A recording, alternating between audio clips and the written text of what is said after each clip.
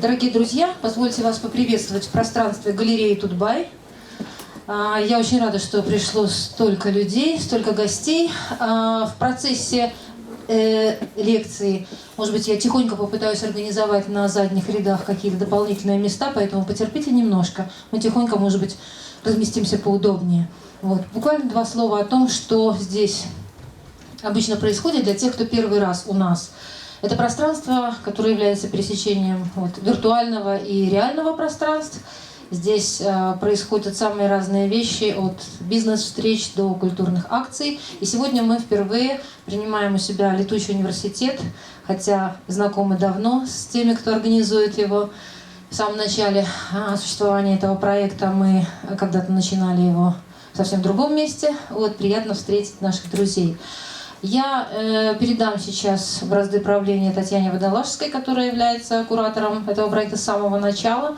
Она пару слов скажет о том, почему сегодня у нас наш высокий гость, господин Брюс Бакнелл, и почему он будет нам рассказывать о проблемах и британской, в том числе, идентичности, о теме, которая странным образом может очень пересекаться с тем, что актуально для нас. Спасибо. Дякую.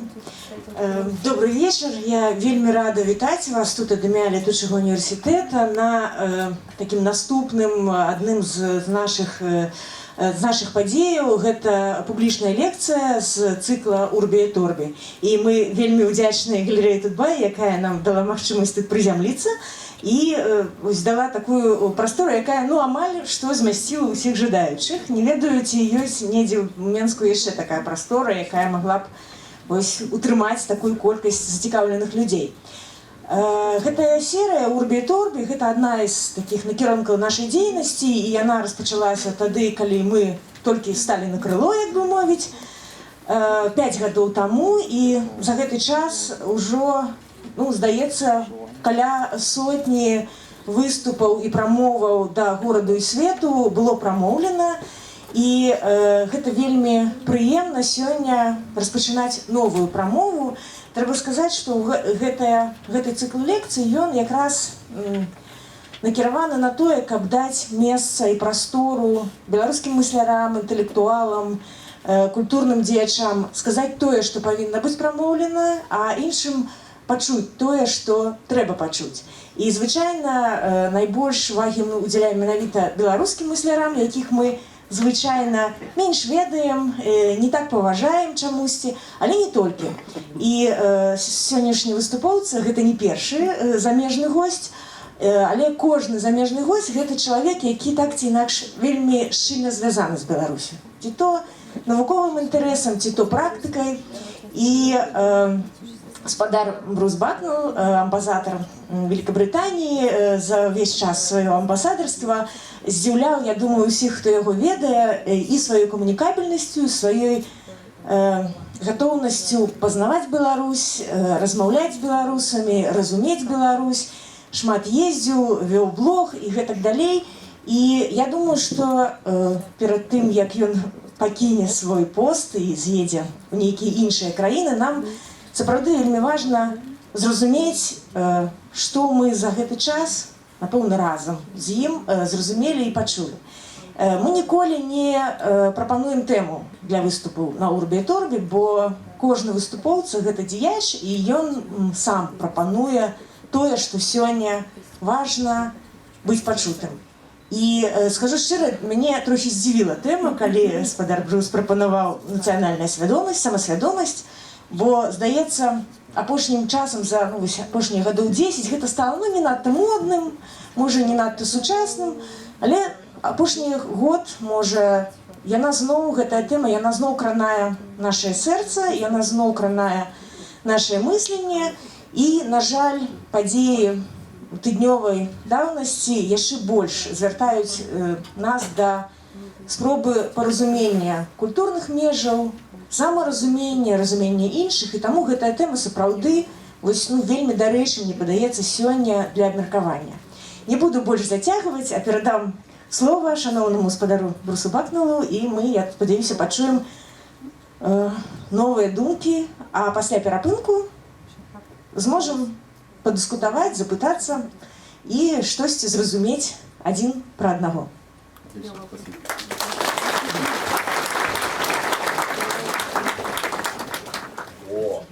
Дякую.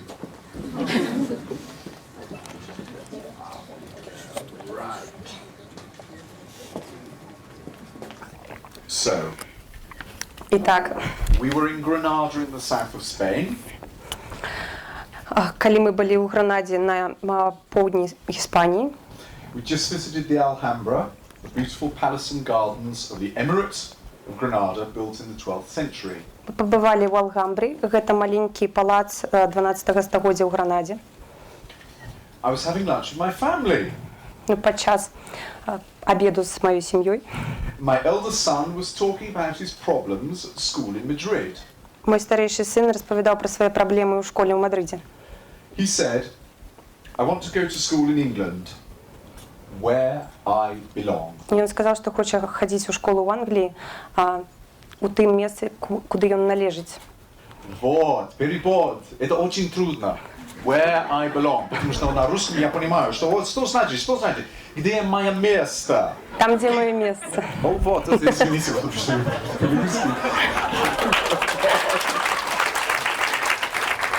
Почему я принадлежу? И что значит belonging, І принадлежность? што гэта значыць належыць да месца? Вот. So, во-первых, шановні спецаспа, добрый вечер. Привитание Великобритании. Я хочу поблагодарить Латучи университет за эту возможность выступить на встрече. Дякую вам. И также я хочу благодарить галерею Тутбай за предоставление помещения этим вечером. No? К сожалению, я поговорю на английском, потому что я хотел бы говорить на русском, но, к сожалению, мне осталось только 2 месяца здесь, в Беларуси, поэтому у меня, к сожалению, немного времени, чтобы подготовить эту лекцию на русском, потому что, может быть, русском лучше, чем английский, но ничего. But thank you very much for your patience, and thank you very much, Tatiana, for inviting me to speak. I do feel very honored. Thank you. Дякую вам за цярплівасць і вам асабіста за те, што я быў запрошаны, і дзякую гасцям. So let's go on. Where Працягваем. I belong. Месце, которому я належу. Now, I wrote about this in August last year, but I want to go on beyond the subject of national identity. Я хочу вернуться до самой темы самосвідомості національної. I want to actually talk a little bit about where there is competing identities. Асабліва пра тему того, калі самасвядомасці маюць нейкі канфлікт паміж сабой. Where people from one place may have different ideas from their neighbours of what national identity may be. Калі суседзі маюць розную думку на гэты конт. Now, this could be called multiculturalism, Магчыма, гэта мультикультуралізм, where several communities live alongside one another. дзе некалькі супольнасцяў жывуць побач. And of course, in Britain, this is a very complicated term, У Брытаніі гэта занадта цяжкі тэрмін. which has actually become the description of society in Britain. Гэта зараз нават такая картинка грамадства ў Брытаніі. But it's also come to be described as the policies that the government has encouraged or has thought up to deal with our multicultural society. Гэта таксама стратэгія нацыянальная і палітычная ў краіне. Now, the so-called multicultural model of society has come under strain in recent years with the emergence of new ideas, particularly from radical Islam. Канешне, сам тэрмін мультикультуралізму за апошнія годы ён змяніўся часткова з-за радыкальнага ісламу. And sadly, we obviously had a very horrible example of the most extreme manifestation of that difference in the attacks carried out in Paris a week ago. І ми бачили конкретний випадок вельми жорсткого радикалізму апошнія дні у Парижі.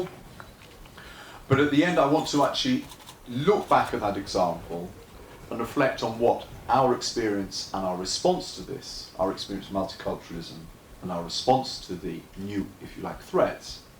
Але я хочу вернуцца назад і паговорыць пра гэтую тэму, як мы мусім у прынцыпе без падзеяў рэагаваць на ідэю мультикультуралізму. And how that relates to the idea of national identity. Як гэта сумяшчаецца з ідэяй самаідэнтыфікацыі, самасвядомасці нацыянальнай. So let's start with national identity. In the 1980s, there were many new scholarly works on nationalism. У 1980-х годы было вельмі шмат прац напісана на гэтую тэму. And one of the most interesting was written by somebody called Benedict Anderson. І адна з самых цікавых была напісана Бенедиктом Андерсоном. Called Imagined Communities, Reflections on the Origin and Spread of Nationalism. Гэта была назва «Уяўныя супольнасці», а таксама развагі на сам сэнс нацыяналізму. Now, some critics described his approach as Marxist because he suggested the foundations of nationalism. Некаторыя крытыкі думаюць, што гэта ўсё ж такі марксісцкі падыход, таму што ён тлумачыў саму аснову нацыяналізму. Actually stemmed from the breakdown of social order of agrarian societies as they were replaced by societies based on industrialization or industrial economies. З-за таго, што аграрныя супольнасці былі замешчаны супольнасцямі з індустрыялізацыі. But in fact, what he was doing was using some of the new ideas from other disciplines, particularly psychology. Але насамрэч ён проста спалучаў іншы падыход, асабліва з псіхалогіі ў сваёй працы. And in particular, of a psychologist called Erik Erikson, Erik Erikson, the American psychologist, who wrote studies on a personal identity. Так само Ерік Еріксон, який написав, він американський психолог, який написав працю так само на гэтую тему. Now, later psychologists suggest that personal identity is a very elusive concept because it involves inner beliefs and outward expression of those beliefs. Ну, так само наступныя людзі, которые разглядалі гэтую тэму, разумелі, што ў прынцыпе ідэнтычнасць чалавека гэта вельмі уяўная і ілюзорная штука. And so if you apply that for an individual, how do you do that for a whole nation of people? Ну і калі цяжка разабрацца з адной асобай, то як гэта зрабіць з цэлай нацыяй? But Anderson, in his Marxist moment, considered that national identity came with the convergence of capitalism and print technology. Але Андерсон лічыў, што вось гэта нацыянальная самасвядомасць прыйшла са спалучэння капіталізму, а таксама новай тэхналогіі. When there was a standardization of language and calendars, калі была стандартызацыя моваў і календароў, at the same time as the emergence of mass literacy as a result of industrialization in Europe. А таксама паўсюдная пісьменнасць як вынік вялікай індустрыялізацыі ў Еўропе. Nations were imagined communities which were socially constructed and were both limited and sovereign. Нацыі уяўляліся цэлымі супольнасцямі, которые былі сацыяльна сканструіраваныя і таксама абмежаваныя суверэнітэтам. Limited because they had finite borders. Абмежаваныя, таму што ў іх былі пэўныя межы, у тым ліку і фізічныя. And sovereign because no dynastic monarchy could claim authority over them. Ну а суверэнныя, таму што ніякая монархія не магла стрымаць іх. A nation is imagined because the members of even the smallest nation will never know most of their fellow members, meet them, or even hear of them. Нацыя гэта уяўная рэч, таму што ніколі так не будзе, што кожная асоба з нацыі убачыць кожнага чалавека з гэтай нацыі, пагаворыць і нават будзе ведаць, пра што ён думае, ці яна. Yet in the minds of each lives the image of their communion. Вось гэтая карціна нацыі супольнай, яна жыве толькі ў розуме кожнага чалавека. Now each of us has in our mind a mental image or map of our own country. У кожнага з нас ёсць у нашым выяўленні мапа альбо карцінка нашай краіны. We feel part of the same nation or imagined community when we have international events like Olympic Games. Мы адчуваем такую еднасць толькі калі у нас адбываюцца нейкія вялікія падзеі, такія як алімпійскія гульні. But Anderson thought that nation was based on a deep horizontal comradeship. Але яшчэ была такая ідэя, што нацыя базуецца на такой вельмі глыбокай гарызантальнай супрацы ці таварыстве. And that such fraternity gave a glue to the community. Што гэтая ідэя спачатку дала штуршок для в прынцыпе фармавання нацыі. But of course in the worst forms of nationalism, Але ў самыя радыкальныя праявы нацыяналізму it led many millions of people, if not to kill, then as willingly to die for their nation. гэта прывяло да вялікіх ахвяраў.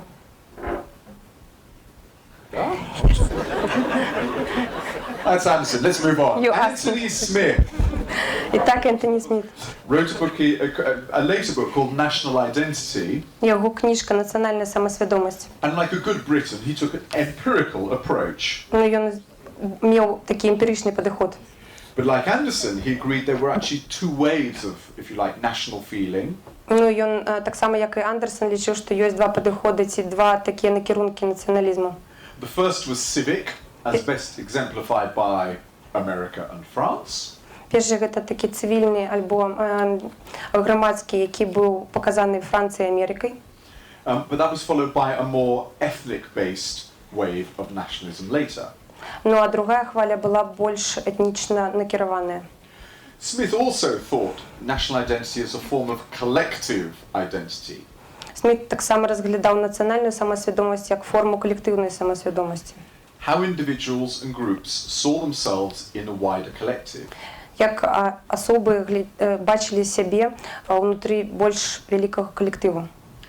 So it depended on perceptions, not objective, concrete facts. Это все просто залежало только от усприймання неких необ'єктивних конкретних фактів. But he also noted that there were physical manifestations, very concrete ones like places, national symbols like flags, and so on. Окрім доволі абстрактних проявів супольного розуміння нації, так само були абсолютно фізичні прояви, це такі як місце, національні символи або флаги, стяги. And of course, people lived in one place, or communities of people in one place, long before they were nations. Ну, конечно, люди, которые після стали нацією, вони жили довго на одним і тим же самим місці, у одної супольності. But as communities grew, and they became more complex, they needed to defend themselves against other communities. Ну, так як супольності розросталися, вони так само бачили, що їм треба оборонятися від інших супольностей.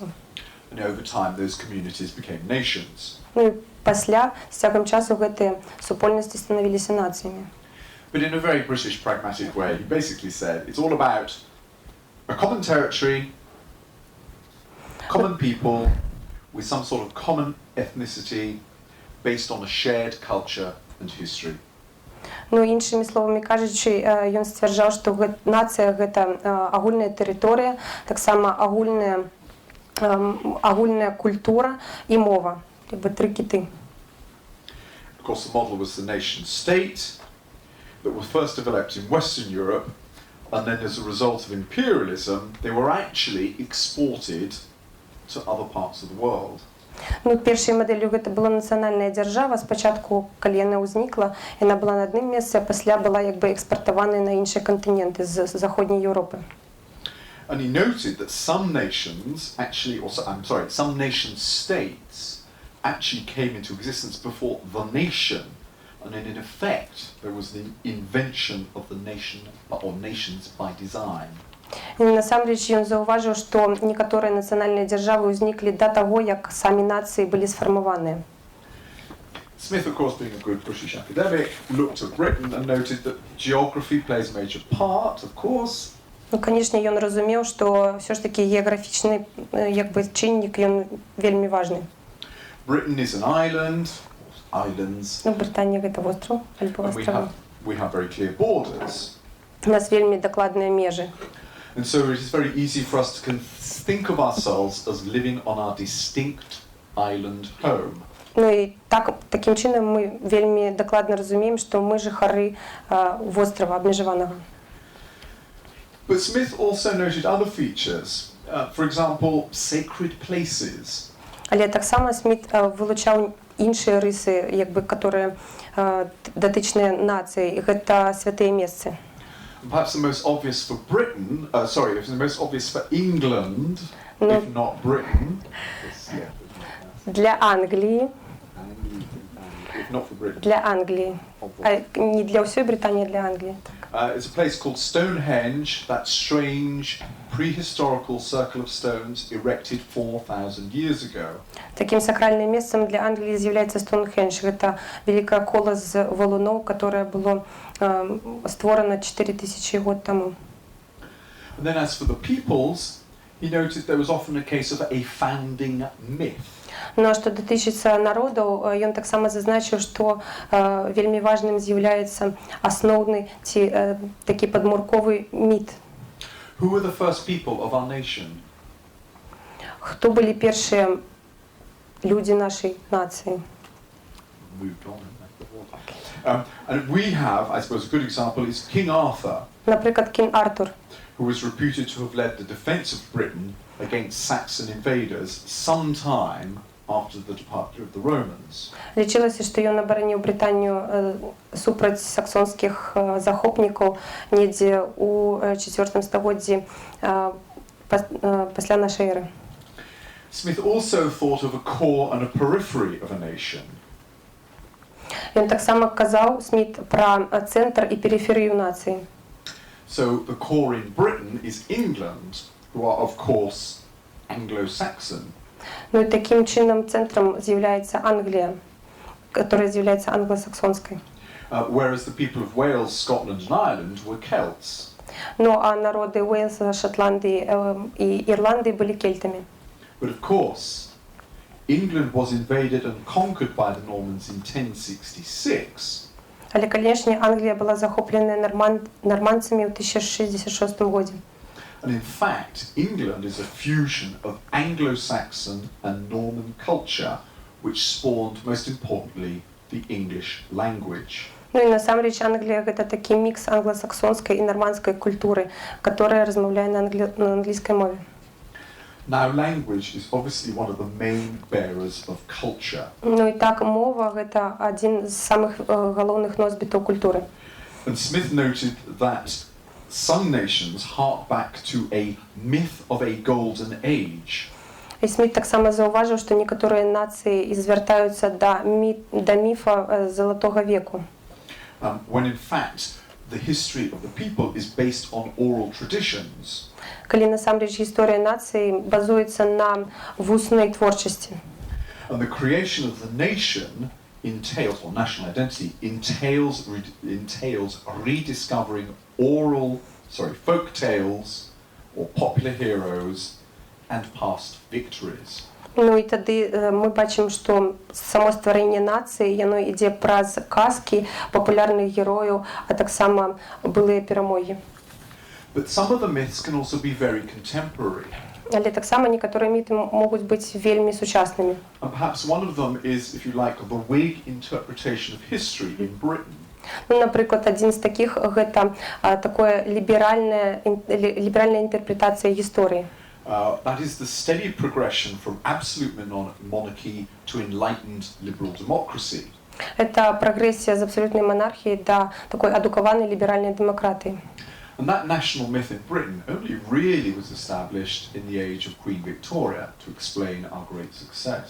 Ну, він був створений під час правління королеви Вікторії і був вельми популярним. Of course, the great advantage of my country is we have a very long chronicled history. Тому що в нашій країні вельми довга хронологічна історія. We have changed and evolved steadily over our history, Ми так само міняємося разом з історією за цей період. And of course, we have been spared the sudden shocks of a revolution. Ну і, звісно, у нас не було таких великих потрясень з-за революції. But perhaps as a result of that, we didn't develop what the French would consider as Republican values. Ну і як вынік гэтага, што ў нас не было такіх патрясенняў, як бы французы сказалі, што мы не сталі такімі рэпубліканцамі у светапоглядзе. So why am I talking about multiculturalism? Ну чаму я кажу пра мультикультуралізм?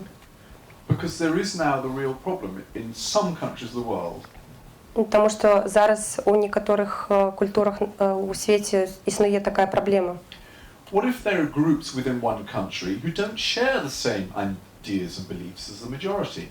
Унутры адной краіны існуюць групы людзей, которые не падзяляюць погляды. Or who have a different view of national culture and history?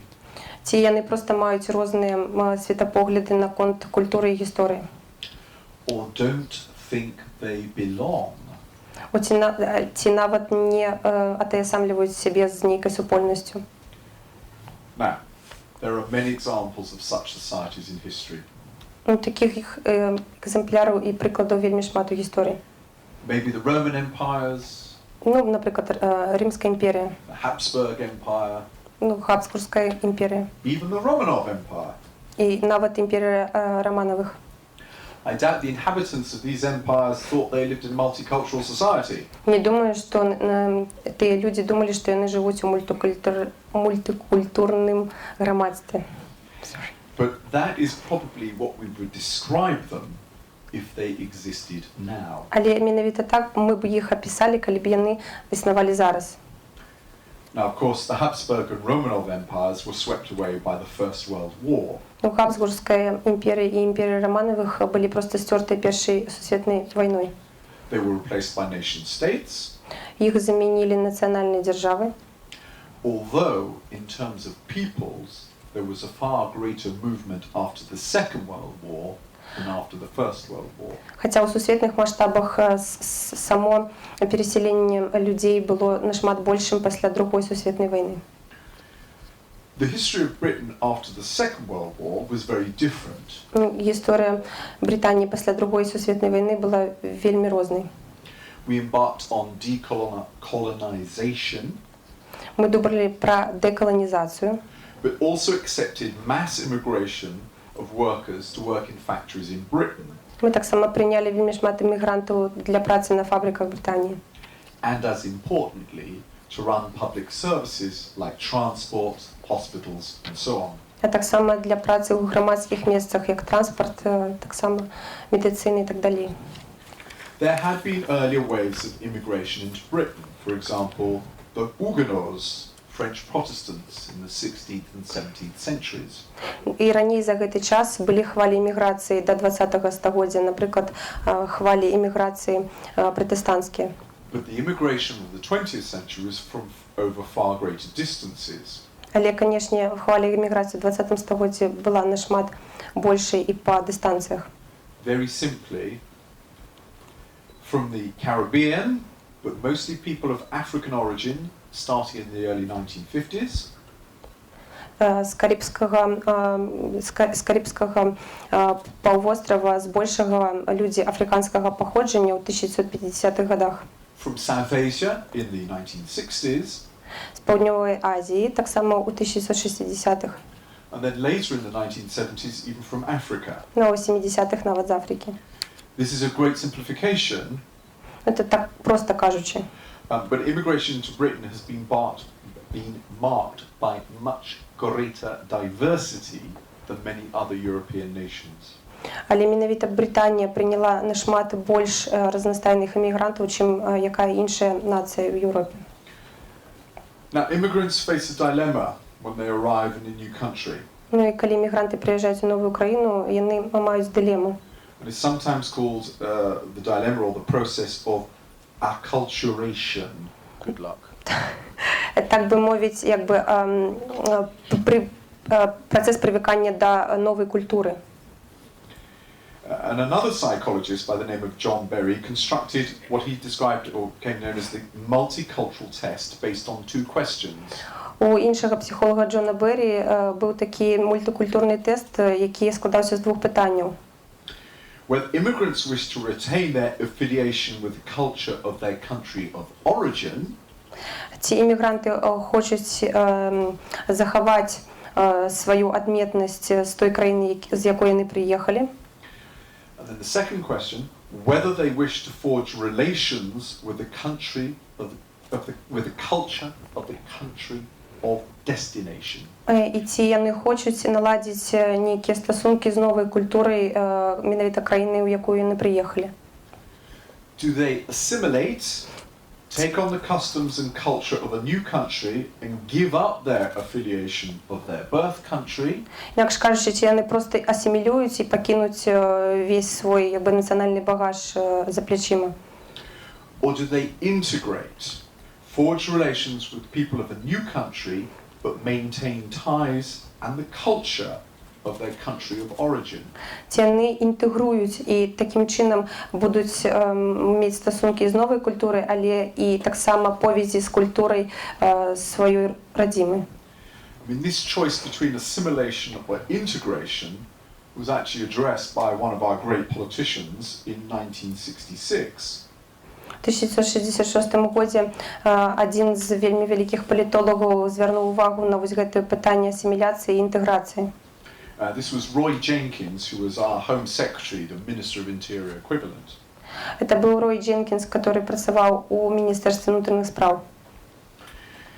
And in one of the texts that's become almost a tenet, a touchstone of multiculturalism, he said, І про такий камінь сутикнення мультикультуралізму він казав: I do not regard integration as meaning the loss by immigrants of their own national characteristics and culture. Я не думаю, що інтеграція – це згуба іммігрантами своїх національних рисів і характеру. I do not think we need in this country a melting pot which will turn everybody out in a common mold as one of a series of carbon copies of someone's misplaced vision of the stereotyped Englishman. Я не думаю, що всі повинні змішатися, і ми мусимо мати такий одинний вигляд англічанина, хто б це не був догетуль. I define integration, therefore, not as a flattening process of assimilation, but as equal opportunity accompanied by cultural diversity in an atmosphere of mutual tolerance. Я думаю, что интеграция – это не просто процесс ассимиляции, а это ровные махчимости, которые подмацовываются культурной разностайностью и так само атмосферой взаимной толерантности. But multiculturalism came to mean different things to different people. Але насамрэч мультикультуралізм значить різне для різних людей. It was often described just to suggest the coexistence of diverse cultures, a demographic condition resulting from movements of people. Часто його тлумачать як просто суіснування різних культур, просто з-за того, що йде переселення народів і супольності. But it also came to be known as how the government responded to this emergence of the multicultural society. Але це так само і реакція держави на те, як відбувається формування мультикультурного громадства. But if you look at the use of the word multiculturalism, it was hardly ever uttered until really the 1980s and hardly ever by representatives of government. Але коли поглядіти на сам термін мультикультуралізму, то він навряд ці мав це на увазі, коли його тільки створили у 1980-х годах.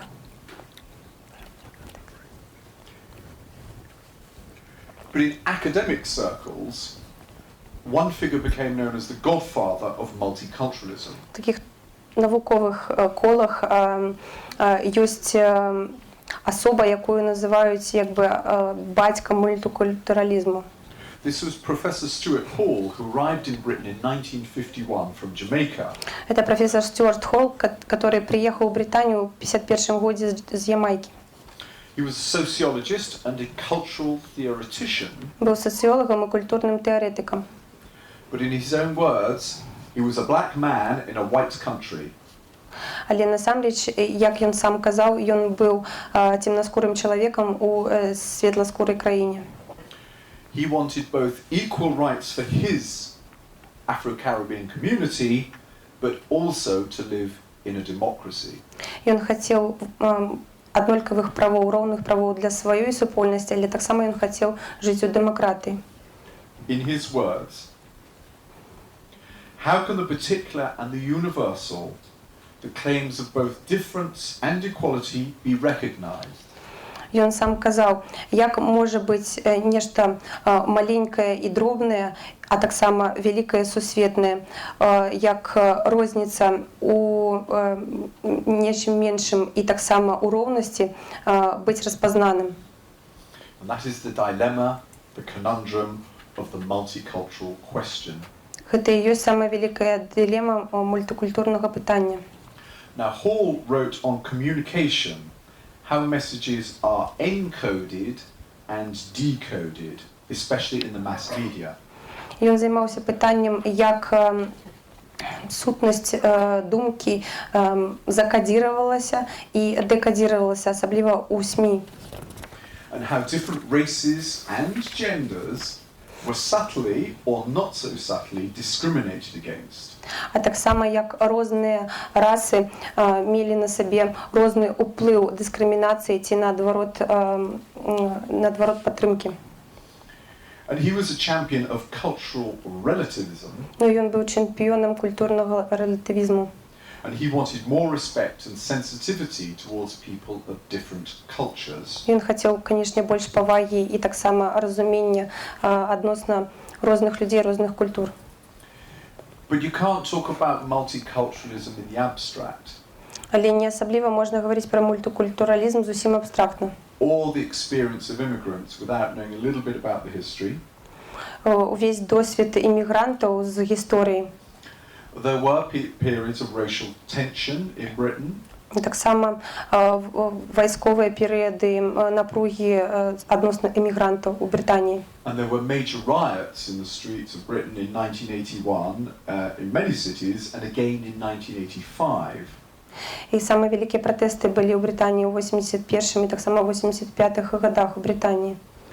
They involved many young, unemployed people. У іх удзельнічалі вельмі вялікая колькасць маладых і таксама беспрацоўных людзей. From minority communities. З меншасцяў, з нацыянальных меншасцяў. Who felt discriminated against, disaffected and angry. Которые чулі дыскрымінацыю, таксама неўдзел і таксама вельмі вялікую злосць. They wanted equal access to jobs and public services. Не хацелі роўнага доступу да прафесій і таксама да грамадскіх выгодаў. And they wanted to express their own culture.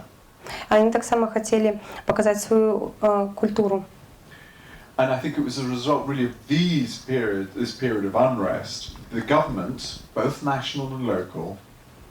Я думаю, што менавіта тады дзяржава як на нацыянальным, так і на лакальным узроўні to introduce what the academics describe as the policies of multiculturalism. Менавіта тады яна і ўвяла палітыку мультикультуралізму. Let me just give one or two examples. Пару прыкладаў. So in 1976, the national government passed a Race Relations Act which set up a commission for racial equality. В 1976 годзе дзяржава прыняла асаблівы закон пра расавую роўнасць. And even as recently as 2010, passed another law which established a statutory duty on public bodies to promote race equality. У 2010 быў прыняты яшчэ адзін закон, які абавязвае публічных асобаў выяўляць і таксама падтрымліваць расавую роўнасць. Another example. In certain local areas, Muslim communities asked to set up what we eventually called faith schools. У некаторых мусульманскіх супольнасцях у пэўных тэрыторыях людзі ствараюць, так бы мовіць, рэлігійныя школы. Originally, these were schools that happened outside normal school hours. Першапачаткова гэта проста былі школы, которые дапамагалі асноўным школам. but they lobbied to set up schools that provided a Muslim education similar to those that already existed for Catholic, Church of England and actually Jewish communities in Britain. Але яны пасля сталі раўнапраўнымі і амаль што аднолькавымі з тымі, которые прапаноўваюць каталіцкую адукацыю ў Англіі. And another perhaps very important example on housing. А таксама пытанне пра прыём гасцей. A study was produced in 2005, quite recently, 10 years ago, У 2005 годзе было праведзенае даследаванне, which suggested that local authorities should allocate public housing to support the extended family structure. Тое даследаванне прапаноўвала мясцовым уладам прапаноўваць як бы Public housing. Это как I'm sorry. Жилья. Окей. Просто прапаноўваць жытло для занадта вялікіх сем'яў. Extended, yep.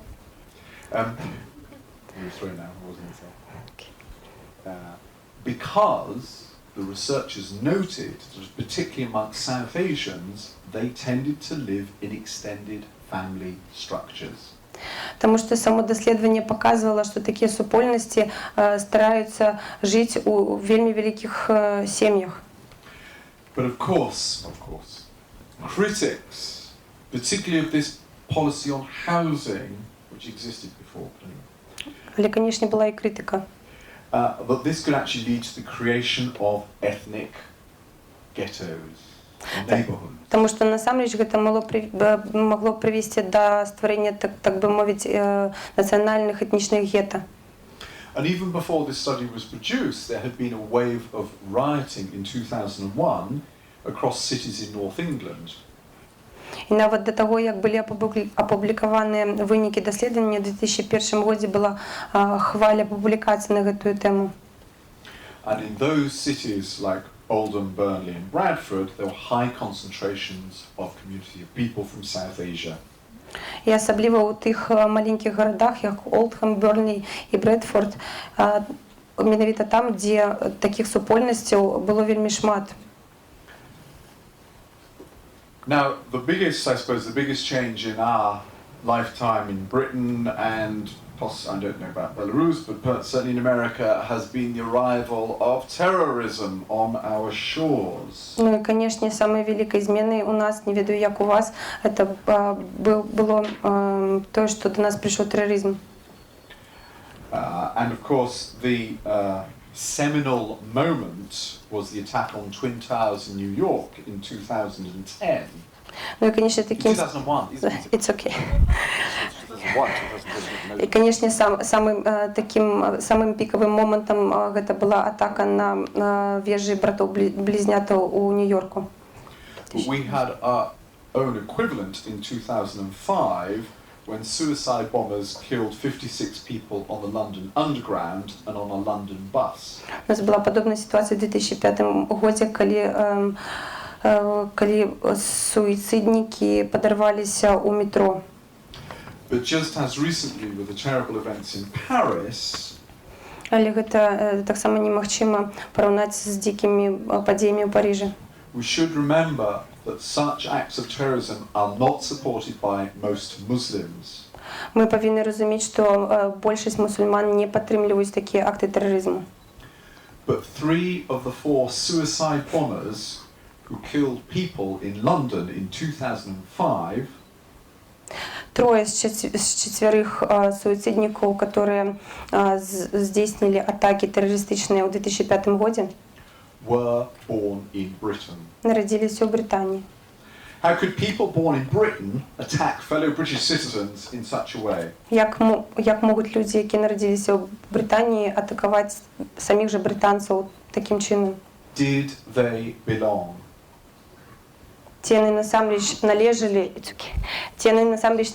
да Брытаніі? Critics of multiculturalism said that policymakers had actually done the job. They'd made too diverse a population and had separated them into separate ethnic and cultural boxes. Критики кажуть, што менавіта такая палітыка мультикультуралізму і прывяла да таго, што само насельніцтва было падзеленае на этнічныя і культурныя боксы.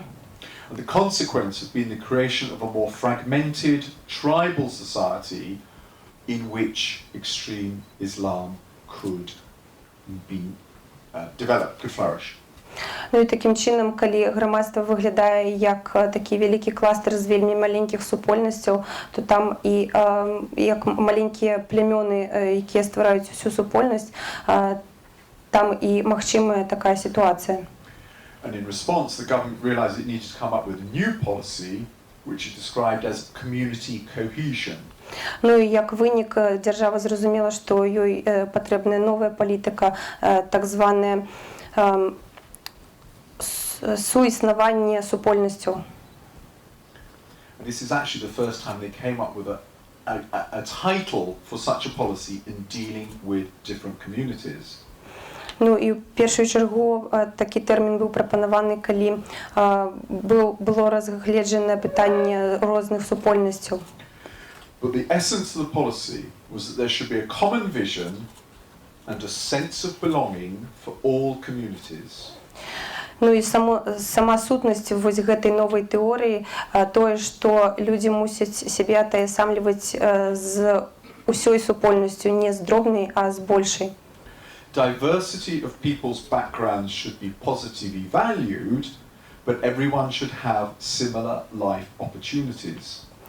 Досвід зусім розных людзей мусіць быць ацэнены пазітыўна, але таксама кожны мусіць мець роўныя магчымасці сёння.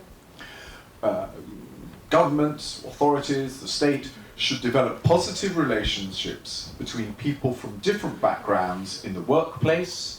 Дзяржава мусіць падтрымліваць пазітыўныя адносіны і стасункі людзей на працы, in schools, у школах and within neighbourhoods. і нават між суседзямі. But how to build that common vision and sense of belonging? Але якім чынам заахвоціць людзей мець вось гэтае агульнае разуменне прыналежнасці да чагосьці вялікага? One answer had already been proposed in 1985 by one of the earlier reports into the period of unrest in Britain. Адказ быў прапанаваны яшчэ ў 1985 годзе. It was called the Swan Report, Education for All. Це так званая справаздача «Адукація для ўсіх». It was drawn up by the Committee of Inquiry into the Education of Children from Ethnic Minority Groups. Эта ідэя прапаноўвала роўную адукацыю для дзяцей з этнічных меншасцяў. And the committee that wrote it suggested there should be much more education on citizenship. Была прапанаваная больш вялікая ступень адукацыі па дзяржаўнасці, Common values агульных каштоўнасцях, that should be shared by all and which should be taught to all. якія мусяць быць выкладзеныя ўсім, а таксама засвоеныя ўсімі. But actually it was only in 2002 Але насамрэч толькі ў 2002 годзе that the government actually took forward this idea дзяржава пачала насамрэч займацца гэтай ідэяй практычна. and actually set out plans for the promotion of spiritual, moral, cultural, mental and physical development of pupils at schools. І толькі тады пачаўся рух па духоўным, маральным, культурным, ментальным і фізічным удасканаленні і развіцці дзетак у школе. And the school should promote the fundamental British values. Школа павінна прапаноўваць і адукоўваць па фундаментальных брытанскіх каштоўнасцях. And what were those values? І што гэта за каштоўнасці? Democracy, Дэмакратыя. the rule of law, Заканадаўства, якое правіць. individual liberty, Асабістая свабода. and mutual respect and tolerance of those with different faiths and different beliefs. Узаемная павага, а таксама талерантнасць да тых, хто мае іншую веру ці іншае веравызнанне. What does all that mean for national identity? Ну и что мы думаем про национальную самосвідомість? Firstly, Ну, по-перше, national identity isn't static. національна самосвідомість – гэта не нешта статичнае. It constantly changes as people change. Яна поступово змяняецца з тым, як і людзі мяняюцца. Indeed, since Erickson researched and wrote up his ideas about personal identity, З часоў таго, як Еріксон пісаў свае ідэі наконт асабістай самасвядомасці, other psychologists have shown that the more we seem to know about the human brain, іншыя псіхолагі кажуць, што чым больш мы ведаем пра людскі мозг, how we think, how we feel, and how we express ourselves, то як ми думаем, як ми адчуваем, як ми самі сябе выяўляем, the more questions that seem to be thrown up. тым больш пытанняў узнікае. So if people can change, then certainly communities and wider societies can change. Ну, так як людзі мяняюцца, так і супольнасці, і больш вялікія грамадства таксама будуць мяняцца. And Britain has changed markedly in my lifetime, not just through immigration, but also in social behaviour. Ну і Брытанія таксама вельмі змянілася не толькі дэмаграфічна і у пытанні іміграцыі, але таксама у плане сацыяльных паводзінаў. And you can ask me lots of questions about those social changes. Вы можете задаць мне шмат пытанняў па гэтых сацыяльных зменах. But then secondly, national identity can be inclusive, but it can also be exclusive. Ну і па-другое, нацыянальная самасвядомасць можа быць як унутры, так і звонку. Multiculturalism is clearly an attempt at an inclusive type of national identity or society. Мультикультуралізм – гэта спроба таго, як паказаць, што грамадства – гэта нешта, што мае ў сабе ўнутры. We would like everyone who comes to Britain to feel they belong in some way. Таму мы хочам, каб кожны, хто прыязджае ў Брытанію, адчувалі сябе прыналежнымі да нас у некаторым выглядзе. But we should accept that some national identities exist in opposition to others. Але мы мусім таксама прыняць, што некаторыя нацыянальныя самасвядомасці існуюць толькі ў апазіцыі да іншых. We should know. Reaction against Britain has provided many nations with an identity, or at least the rationale for setting up the nation in the first place. Ну і рэакцыя супраць Брытаніі таксама падштурхнула шматлікія нацыі да таго, каб зразумець сваю самаідэнтыфікацыю ці ідэнтычнасць, ці хаця б падумаць пра разумныя пункты на гэты конт. These anti-colonial nationalisms in some African and Asian countries Гэтыя антыкаланіяльныя нацыяналізмы ў некаторых афрыканскіх і азіяцкіх краінах are not very different from the reassertion of a separate national identity in Ireland. Не асабліва адрозніваюцца ад нацыянальнай самасвядомасці ў Ірландыі, which of course struggled for and fought for independence from Britain in the late 19th and early 20th centuries. якая змагалася за незалежнасць ад Брытаніі у канцы 19-го і пачатку 20-го стагоддзяў. And then there is this role of communication or mass communication as a factor on national identity. Ну і таксама трэба казаць пра СМІ як адзін з чыннікаў нацыянальнай самасвядомасці. And I think Benedict Anderson was right that mass literacy was a major factor in allowing a more self-conscious national identity to emerge. Я думаю, што Бенедикт Андерсон быў абсалютна правы, калі казаў, што пісьменнасць гэта адзін з самых галоўных чыннікаў для таго, каб нацыя і нацыянальная самасвядомасць у прынцыпе ўзнікла. We now live in a very interconnected world. Мы зараз жывем у вельмі шчыльна звязаным свеце. We have immediate knowledge of events in other places via television and the internet. Мы вельмі хутка атрымліваем інфармацыю пра іншыя падзеі ў іншых частках свету праз тэлевізар ці інтэрнэт. People who migrate from one country can very quickly see what's happening in their country of origin. іммігранти з одної країни одразу можуть вельми хутко побачити, що здарається у країні на їх родині. And of course, terrible acts that have happened in the last few years, like the murder of hostages, can be seen in our front room. Ну і так само такі дикі події, як забойство біженців, може бути бачне у кожному домі у Британії, коли ви це бачите. And then, from our experience, З нашого досвіду. when I wrote my blog originally, I said that many of my fellow Britons admit to having more than one national identity. Ну і коли я писав свій блог про національну самосвідомість, я зауважив, що некалькі моїх сябров британців відзначили, що вони мають більш за одну національну самосвідомість. We can be English, Scottish or Welsh or Irish as well as being British. Ми можемо бути як англічанами, шотландцями, ті уельцями, так само разом з тим, як і бути британцями.